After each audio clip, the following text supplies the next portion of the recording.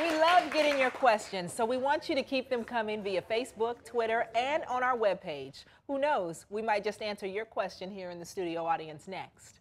Today on an all-new Daily Helpline, we are excited to have Hollywood film producer and author DeVon Franklin. It's amazing to be alone in a marriage. Yes.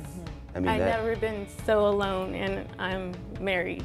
And you're not planting anything that is going to yield you that harvest in this marriage right now. Okay, That's so the problem. You cannot yeah. leave anything vague with men, all right? They're Because anything simple, that's girls. vague. They're simple. I think you're disrespecting her. Oh. Do I need to really spell that out for you, Hal? And both of you guys are setting aside intimate time. And when you know that's your intimate time, then you know that's your intimate time. Okay, all right.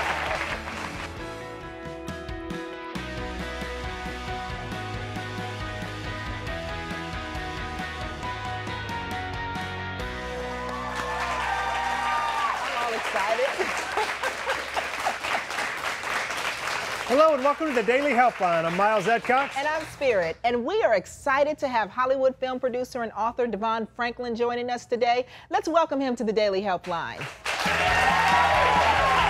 Hey, you.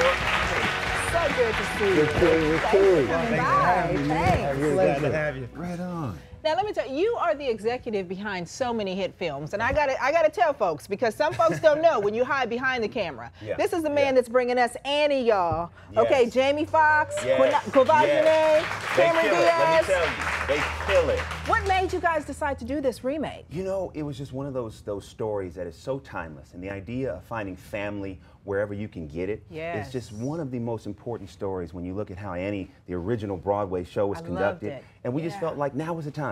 You've used this platform in a really incredible, positive way, but it's hard to do that, I find. The people that want to get a positive message and inspire people and yet walk that line of creating success through entertainment, and you've done that well. How did you do that? You know, it wasn't something that I originally planned to do. Truthfully, from the first internship that I got, you know, I'm a Christian. I grew up Christian. You know, You're actually an ordained minister, I right? am an ordained minister. That's true. Grew up African American. You know, two things that are just part of who I am. And I had a decision to make. You know, do I deny the things that make me unique, or do I embrace them as the things that will be my assets for success? And in that first internship interview, you know, I let them know, listen, you know, I'm a Christian, and, you know, I observe the Sabbath, and I don't work on the Sabbath, so if taking this internship requires me to work, I won't do it. And so from day one, you know, I just let people know, hey, my faith is important to me. I'm still going to be a great person. I'm still going to do the job, but I have to do it with parameters, because it wasn't worth getting success and compromising who I am. I said, you know what, I have to find how I can be successful while preserving who I am, because once I get through the door, who I am is what's ultimately going to make me be successful. Because if I leave that outside, the thing that makes me unique is outside of the door. But I need that to win inside. So it wasn't, again, it wasn't planned. It was just being organic and true to me and what was in my heart. And thankfully, you know, 18 years later, I got my internship 18 years ago, we've just been taking it one step at a time. Yeah, and you talk about taking it one step at a time. Let's talk about this marriage to the beautiful Megan Good. How about that? Yes, That's his my wife. beautiful wife. I love her. And I love her. Look at that. I love you guys. That's my baby. So this is year 2 of marriage for you guys, right? Year 2. How's it going? It's going great. It's going great. You know, listen, Rome was not built in a day, as they say, so neither is a great marriage. So we take it one day at a time, and it's just been amazing. I mean, it's been a whirlwind. It's been so fast, okay? I mean, 2 years, you know, we dated a year before that, so I'm just blessed. Every day I wake up and I'm just like, okay, it's going to be a good day.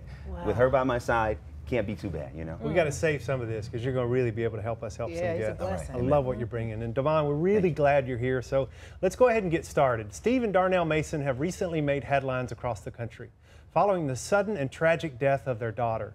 Steve and Darnell have become the legal guardians of their 3 children, and they're here today to discuss some concerns which they haven't talked about until now. Here's their story.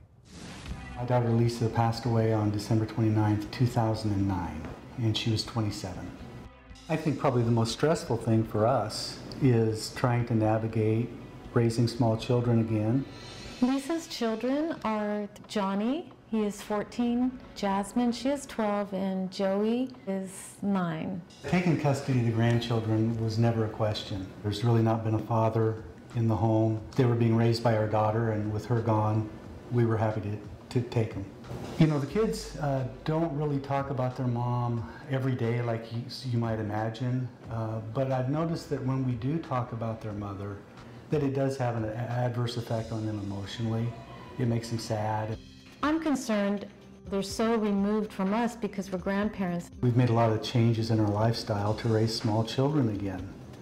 At our age, we're going to parent-teacher conferences, and we thought we were done with those 20 years ago. It's difficult to find the energy to do what comes naturally when you're younger. I'm fairly concerned that the kids aren't expressing their grief. It seems like they're go along for months and just normal kids, and then something will happen and one of them will get sad and it affects the other one. So I know it's down there somewhere. So welcome, Steve and Darnell. Thanks so much. Thank you for Yeah, having we're really us. glad to have you. And you guys have spoken out in the media quite a bit about the financial burden, the stress of taking on the student loans. And so I know that's something that you have really shared, but what else can you think, what else can we address here today? Well, I think for me, the thing I'm most concerned about is I don't know what signs to watch for to see how the children are doing with the grief over the loss of their mother. They're such normal, well-adjusted kids that I'm afraid I'm going to miss something that maybe a professional might recognize. And how have you guys dealt with the grief? It's been pretty difficult. You know, we've had to care for these 3 children immediately, and at the time of her death, they were 4, 7, and 9. And that was in 2009. The end of 2009, correct. And so you're concerned about them hiding their grief, and I'm just wondering if any of them have even had any time to grieve at all. It's so hard to tell. Obviously, when it happened, there was the obvious signs of crying and sadness and that type of thing. But you know, we've always encouraged them to talk about their mother. We've talked about their mother, our daughter. But I've noticed there's things that are said occasionally that kind of make me wonder. I miss Mommy. I wish Mommy was here. Just can't imagine the pain of just suddenly losing your daughter. There are no words to describe it. It's pretty excruciating. It never goes away. Time makes it a little bit more manageable, but I just wanted to reiterate with Stephen a question you asked. You know, no one really knows the proper way to grieve, and especially losing a child.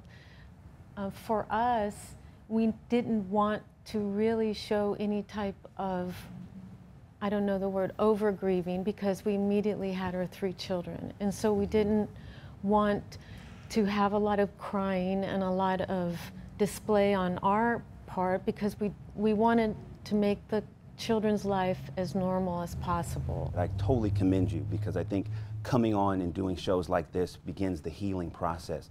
I'm the middle child of 3 boys, so I relate to your grandchildren because my father died at the age of 36 when I was 9 years old. So we had a wound in the family, and my mother was doing what you all were doing, along with my grandparents, to figure out, well, how do I raise these 3 boys when the parent is gone? And one of the things I can tell you that really helped us is that she didn't create a normal, she allowed the normal to be normal, right? And as a pastor, I know you get that. Yeah. You know, one of the things that was very helpful is we went to the graveside of my father.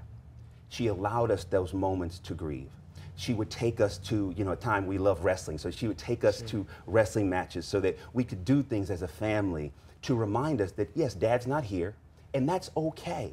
You know, and as a pastor and as a first lady, the thing that God has already equipped you with is the ability to deal with this. And part of what the children need is they need to know that it's safe and that it's okay to cry. It's okay to have questions.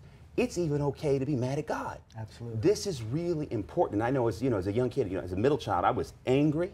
I didn't understand why God would take my father. I mean, he was 36 years old, had a heart attack, gone. You can relate, you understand what I'm saying. But as a child, what helped me is my mother creating that environment.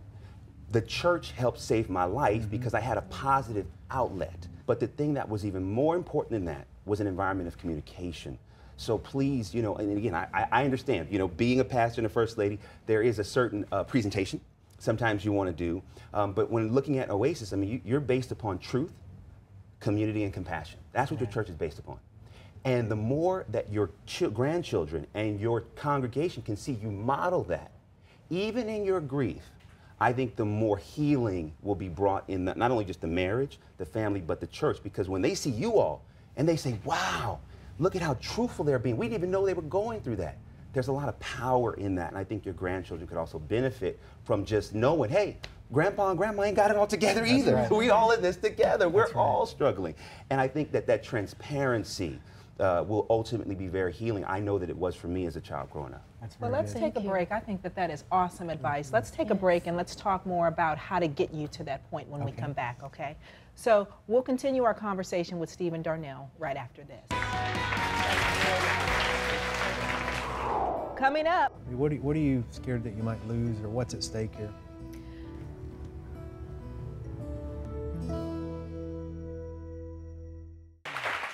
We love getting your questions, so we want you to keep them coming via Facebook, Twitter, and on our webpage. Who knows, we might just answer your question here in the studio audience next.